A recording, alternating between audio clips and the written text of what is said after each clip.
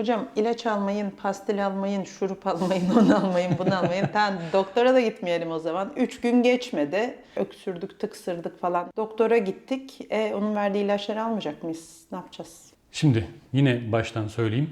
Üst solunum yolu enfeksiyonundan bahsediyoruz. Viral hastalıklardan bahsediyoruz. Yani öksürüğün aslında %90-95'inden bahsediyoruz.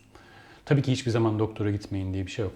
Ama bu basit öksürükle, bu alarm bulgularının olmadığı öksürükle doktora gittiğinizde de zaten alacağınız tedavi genel olarak olması gereken diyeyim, antibiyotik değil.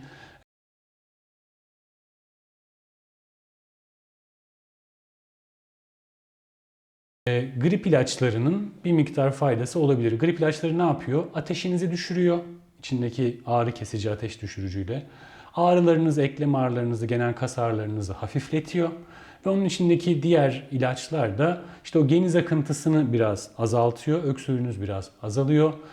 İşte başka maddeler de hapşurmanızı vesaire biraz azaltıyor. Genel olarak oradaki solunum yollarının duyarlılığını ve oradaki inflamasyonu, yani enfeksiyonu diyelim biraz hafifletiyor. Ama temelde sizin hastalık sürenizi kısaltmıyor, böyle söyleyelim. O ilaçları almasanız da hemen hemen aynı sürede bu hastalıktan kurtulacaksınız.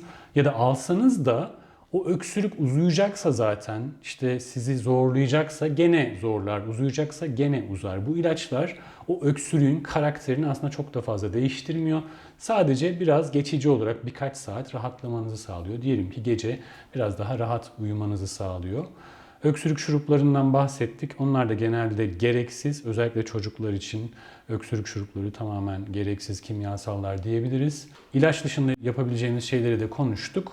Bol bol su içmek, işte genel olarak dinlenme tavsiye edilir. Ama bu dinlenmeyi de hani bütün gün yatman lazım diye algılamayalım. Aslında normal ev içerisinde normal yaşamımıza devam edebiliriz. Sadece kendimizi çok zorlayacak şeylerden kaçınmak faydalı olabilir.